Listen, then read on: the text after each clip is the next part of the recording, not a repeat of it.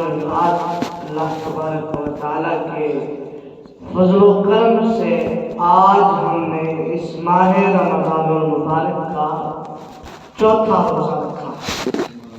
پہلے بھی بات ہوئی تھی کہ یہ گنتی کے چند دن ہیں، یہ مہمان ہمارے پاس، یہ آہستہ آہستہ اپنی منزل کی جانب رواں ہے، تو اللہ تبارک و تعالیٰ اس سے بھرپور فائدہ حاصل کرنے کی توفیق عطا فرمائے۔ عزیزان محترم، حضرت انس بن مالک رضی اللہ تعالی عنہ آقا کریم صلی اللہ علیہ وآلہ وسلم کے وہ صحابی ہیں جنہوں نے 10 سال میرے آقا کریم صلی اللہ علیہ وآلہ وسلم کی خدمت کی ہے۔ حضرت انس بن مالک رضی اللہ تعالی عنہ، تو حضرت انس بن مالک رضی اللہ تعالیٰ عنہ آپ روایت کرتے ہیں کہ آقا کریم صلی اللہ علیہ وآلہ وسلم سے روایت ہے کہ میرے نبی کریم صلی اللہ علیہ وآلہ وسلم نے ارشاد فرمایا کہ 3 خصلتیں ایسی ہیں، 3 خصلتیں کہ جس شخص کے اندر وہ 3 خصلتیں آ جائے اس نے ایمان کی مٹھاس کو پا لیا ہے، اس نے ایمان کی مٹھاس کو پا لیا جس کے اندر 3 خصلتیں آ جائیں۔ پہلی خصلت کیا ہے؟ وہ پہلی خصلت یہ ہے کہ وہ اس کائنات کی ہر چیز سے زیادہ بڑھ کر اللہ اور اس کے رسول کے ساتھ محبت کرے۔ پہلی چیز یہ ہے کہ وہ اللہ اور اس کے رسول سے بڑھ کر محبت کرے، ہر چیز بعد میں ہو، اللہ اور اس کے رسول کی محبت سب سے پہلے۔ دوسری خصلت کیا ہے؟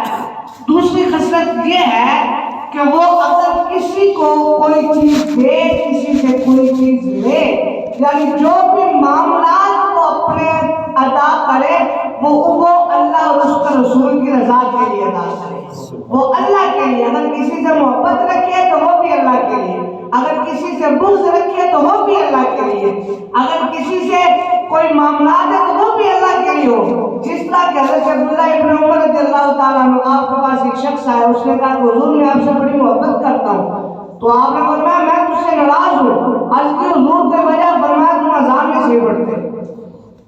یہ بات ہے کہ بھئی کسی سے اللہ کے لیے ناراضگی کی جائے کہ بھئی تم نماز کیوں نہیں پڑھتے، تم قرآن کیوں نہیں پڑھتے، تم اچھا عمل کیوں نہیں کرتے، یہ ہوتا ہے اللہ کے لیے ناراض ہونا۔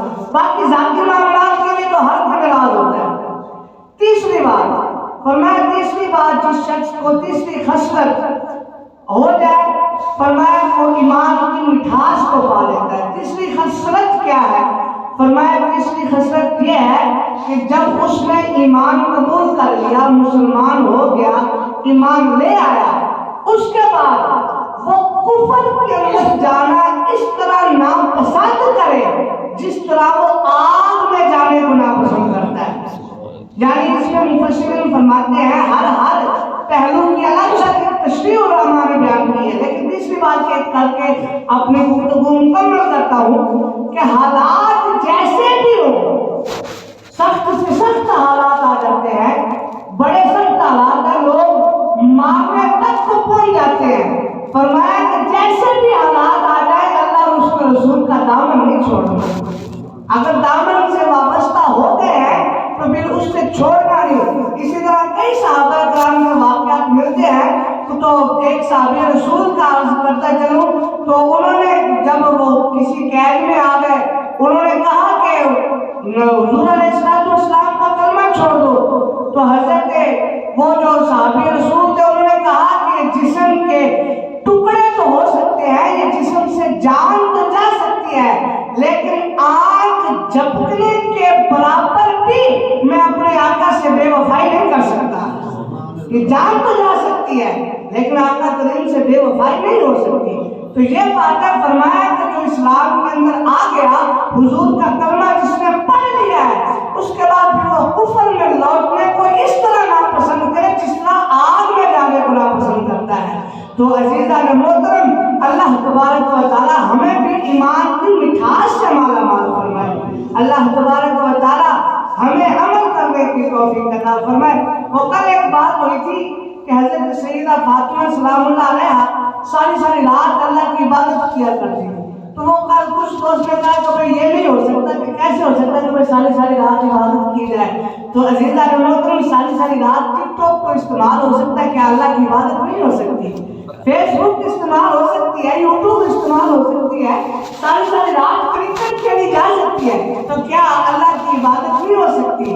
یہ تو بات ہے نا، دو عالم سے کرتی ہے بیگانہ دل کو عجب چیز ہے لذت آشنائی، جس کو جس چیز کا نشہ ہو جاتا ہے پھر وہ اس سے دور نہیں جاتا۔ تو عزیزہ محترم، دعا ہے اللہ تبارک و تعالی ہماری حاضری کو اپنی بارگاہ کے اندر قبول و منظور فرمائے۔